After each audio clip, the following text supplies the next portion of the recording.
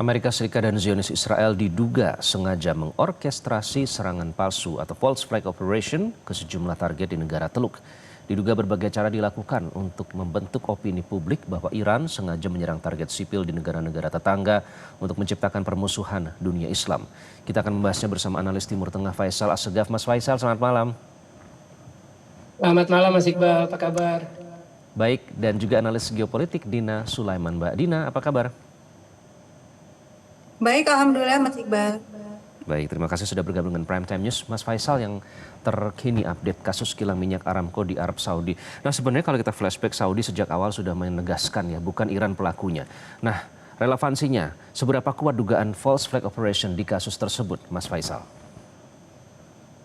Ya, kalau kita lihat memang ada sedikit pertentangan karena tadi saya baca di New York Times bahwa New York Times merilis laporan bahwa putra mahkota sekaligus Perdana Menteri Arab Saudi, Pangeran Muhammad bin Salman, meminta Trump terus menyerang Iran dengan segala kekuatan. Artinya walaupun di depan publik Arab Saudi menyatakan bahwa ini memang bukan serangan Iran terhadap kilang Aramco di Ras Tanura, tapi di sisi lain pemimpin Arab Saudi yakni bin Salman meminta Trump terus menyerang. Ini berdasarkan laporan New York Times. Dan saya kira apa yang dilakukan, serangan palsu ini yang dilakukan, yang diplot oleh Amerika bersama Israel, saya kira punya dua tujuan. Yang pertama, mereka ingin menciptakan perang ini akan semakin berkobar, artinya sulit untuk dihentikan ketika misalkan semua negara-negara Arab Teluk itu terlibat dalam perang melawan Iran. Dan kedua, saya melihat ini adalah bentuk bahwa Amerika bersama Israel sebenarnya sudah kewalahan melawan Iran, karena kita tahu Presiden Trump terakhir meminta negara Cina, bahkan musuh bebuyutan Cina dan juga negara-negara sekutunya untuk membantu bagaimana membebaskan Selat Hormuz dari kontrol Iran. Dan kita tahu Inggris bersama Jepang sudah menyatakan menolak mengirimkan kapal perang untuk membebaskan Selat Hormuz dari tangan Iran. Oke, ya jadi ternyata tidak dituruti ya permintaan untuk mengawal kapal-kapal pada saat melewati Selat Hormuz. Padahal yang dilarang kan jelas hanya Amerika Serikat dan juga Zionis Israel ya, Mas Faisal. Mbak Dina, sejauh ini kalau ada menganalisa, bagaimana respon dari negara-negara Teluk? Karena beberapa kali Iran menegaskan ya bahwa mereka tentu saja menghormati kedaulatan dari negara-negara tetangganya. Mbak Dina, bagaimana sejauh ini respon mereka? Iya, kalau dari sisi pernyataan diplomatik tentu saja yang sering disampaikan adalah mereka tidak terlibat gitu ya, tidak membantu pemerintah Amerika Serikat dalam serangannya ke Iran. Dan kemudian yang jelas sekali sebenarnya Bahrain itu juga mengupayakan adanya resolusi ya di Dewan Keamanan PBB, dan bahkan akhirnya resolusinya diadopsi ya, yang menyatakan Iran tidak boleh lagi menyerang negara-negara tetangganya tanpa adanya kecaman terhadap penyebab dari serangan itu. Jadi resolusinya itu akhirnya disetujui meskipun ya isinya sama sekali tidak adil, karena posisi Iran sebagai pihak yang membalas agresi itu tidak dijelaskan di situ. Saya pikir negara-negara Arab ini, monarki Arab ini dilema ya. Di satu sisi tidak berani untuk berkata tidak kepada Amerika Serikat, tapi di saat yang sama juga sudah menyadari bahwa keberadaan pangkalan militer Amerika Serikat di kawasan, kemudian juga aset-aset Amerika Serikat di negara mereka itu justru menjadi ini ya ancaman pada akhirnya. Karena mereka saat ini diseret ke dalam perang yang sebenarnya mereka tidak kehendaki, dan juga mereka sudah menyadari bahwa ini perang ini juga sebenarnya untuk Israel. Saya pikir mudah-mudahan akan ada perubahan ya dari sisi iya, ketika mereka semakin berdarah-darah ekonominya, apalagi nanti situasi masalah Selat Hormuz ini nggak juga dibuka, sehingga mereka kesulitan untuk memasarkan minyak dan gasnya. Tentu pada akhirnya negara-negara ini akan bersikap rasional. Tadi terkait dengan Arab Saudi ya, saya juga baca ya di New York Times itu diberitakan bahwa Arab Saudi justru yang mendorong Trump, tapi kalau saya pikir sebenarnya yang paling berperan mendorong Trump itu ya Israel gitu ya.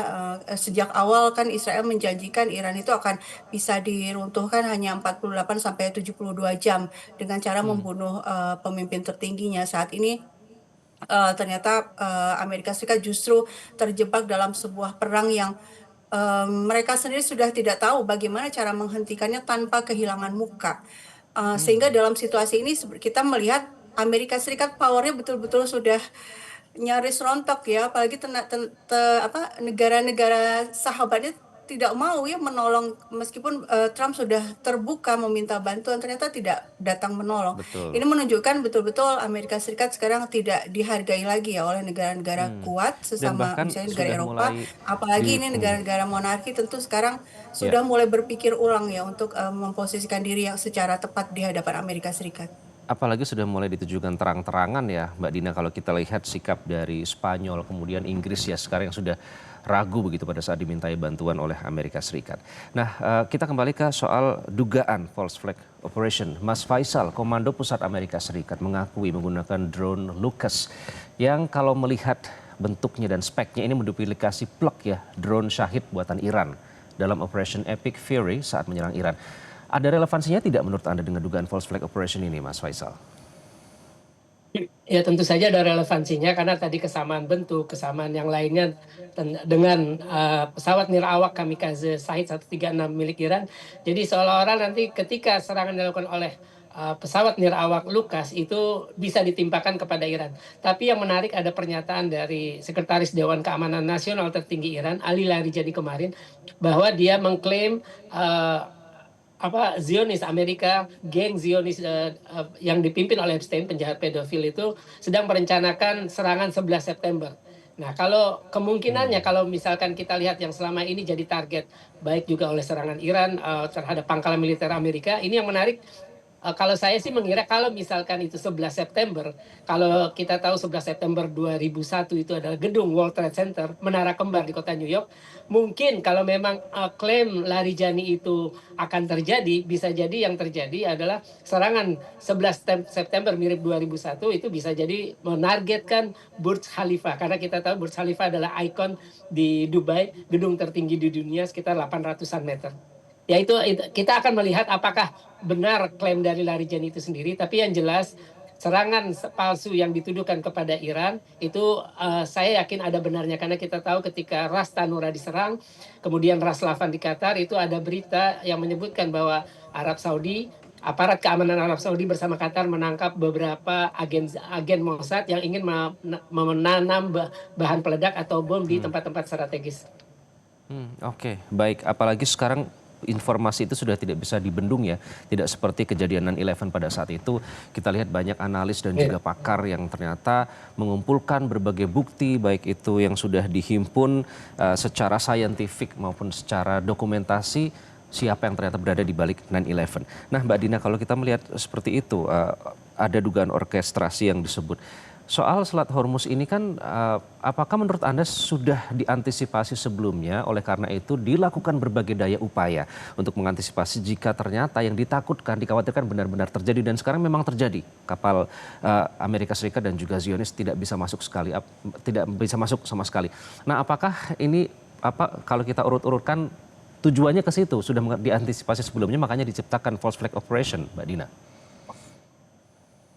Iya, dari sini terkait Selat Hormuz sebenarnya itu kan saya juga baca dari New York Times juga ya, bahwa sebenarnya Trump itu sudah diperingatkan ya oleh beberapa pejabat tinggi di Pentagon bahwa resikonya kalau melakukan serangan ke Iran ini Selat Hormuz akan terhambat, jalurnya akan ditutup oleh Iran dan nanti akan menimbulkan resesi ekonomi global.